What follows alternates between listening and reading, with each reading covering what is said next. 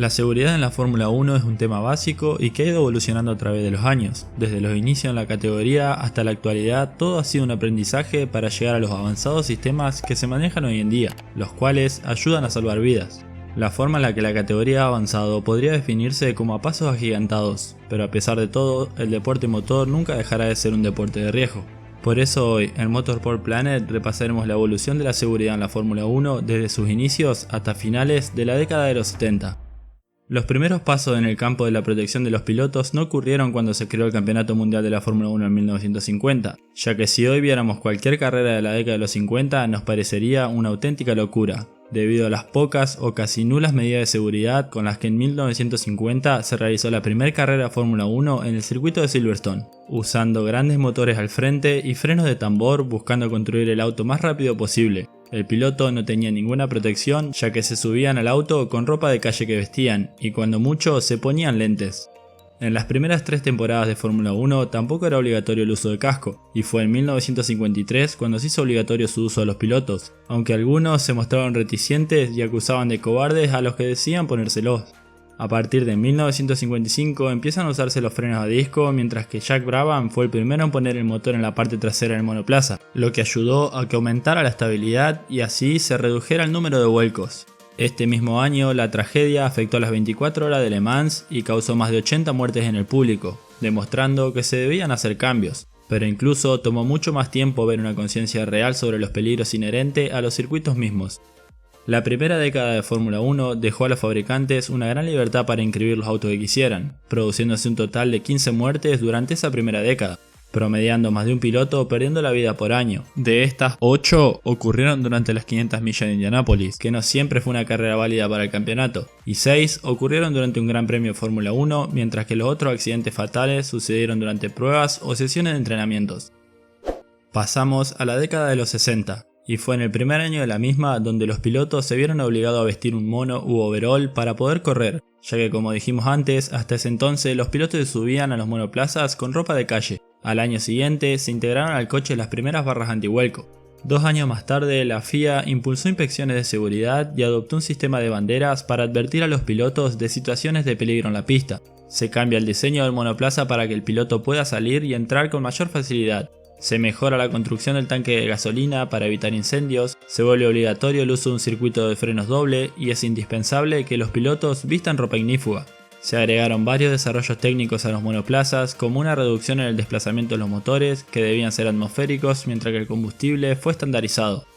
En 1966, el accidente de John Taylor, quien murió en Nürburgring después del incendio de su Brabham, obligó a la Fórmula 1 a revisar sus estándares, en particular con respecto a los incendios, y se produjeron muchas modificaciones durante la segunda parte de la década. Para el año 1968, la altura de la barra antivuelco se elevó un mínimo de 5 centímetros por encima de la cabeza del piloto. Además, se agregaron interruptores para controlar los sistemas electrónicos y por último, durante este año, Dan Gurney se convirtió en el primer piloto en usar un casco con visor completo. Cerrando la década, se incorporó un doble sistema de extintor en el monoplaza para que en caso de incendio haya un respaldo por si el extintor principal llegaba a fallar, y funcionaría en accidentes como el de Taylor. Sin embargo, eso no evitó la muerte de Sledger y Courage en situaciones similares, lo que planteó dudas sobre los tanques y el chasis de magnesio, que tenían fama de facilitar la propagación del fuego. Los 60 finalizaron con 10 pilotos perdiendo la vida, un promedio de un piloto por temporada. A finales de los años 60 y a principios de los 70 el costo humano fue catastrófico.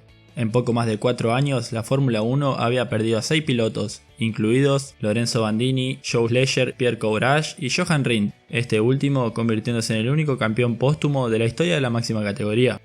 Además de esta serie de muertes a finales de los años 60, la Fórmula 1 casi pierde a otro de sus representantes más emblemáticos, Jackie Stewart, durante un gran accidente sufrido en Spa-Francorchamps en 1966. Después de haber golpeado un poste de teléfono, terminó su carrera en la propiedad de un agricultor vecino del circuito, mientras que quedó atrapado en el monoplaza por su propia columna de dirección y literalmente quedó bañado en combustible, que se continuaba vaciando en la estrecha cabina.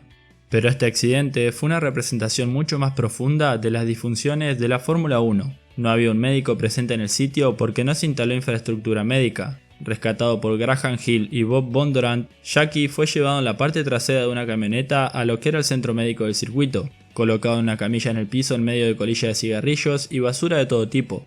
Fue recogido por una ambulancia que lo llevó al hospital de Lieja, no sin antes perderse en el camino. Luego de este accidente se embarcó en una cruzada por la seguridad, acompañado en particular por el jefe de BRM, Louis Stanley, con la prioridad en el diseño de los circuitos y la presencia de comisionados y personal médico para el cuidado de los pilotos heridos.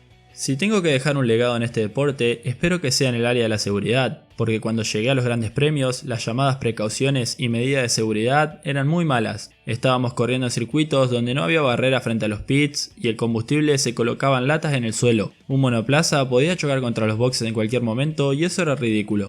Todo esto le dio mala imagen en ese momento, y sabía que había molestado a la opinión pública al pedir seguridad.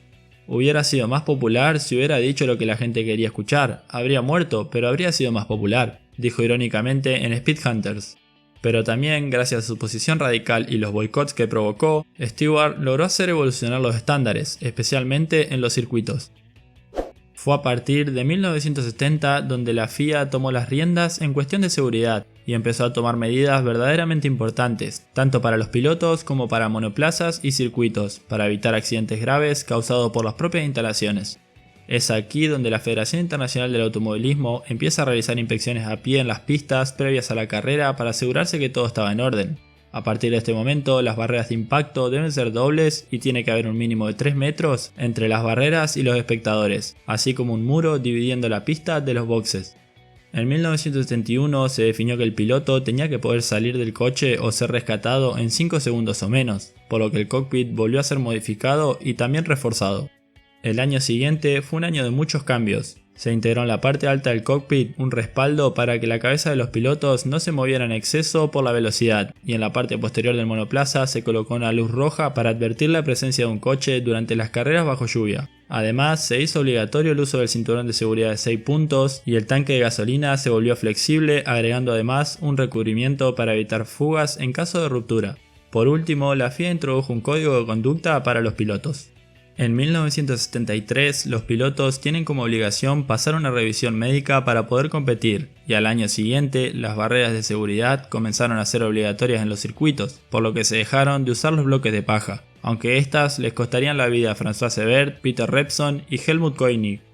Para el año 1975, la ropa ignífuga debía cumplir con ciertos estándares marcados por la FIA, y además, esta entidad obligó a las instalaciones de carreteras internas en los circuitos para que los servicios de rescate pudieran moverse más rápidamente, mientras que en 1977 se reglamenta el diseño de las trampas de arena y de los cascos. Un año más tarde, en 1978, apareció lo que se conoce hoy en día como la superlicencia de la FIA, la cual habilita a los pilotos a conducir en la máxima categoría. Y luego de la muerte de Ronnie Peterson, la FIA decidió apartar los lugares en la parrilla a 14 metros de distancia entre primero y tercero, segundo y cuarto y así respectivamente. Esta década se cerró con Niki Lauda, Carlos Reutemann y Mario Andretti siendo los primeros en portar overoles hechos de 5 capas de material ignífugo usados por la NASA, además de que los retrovisores se volvieron obligatorios en los autos de Fórmula 1.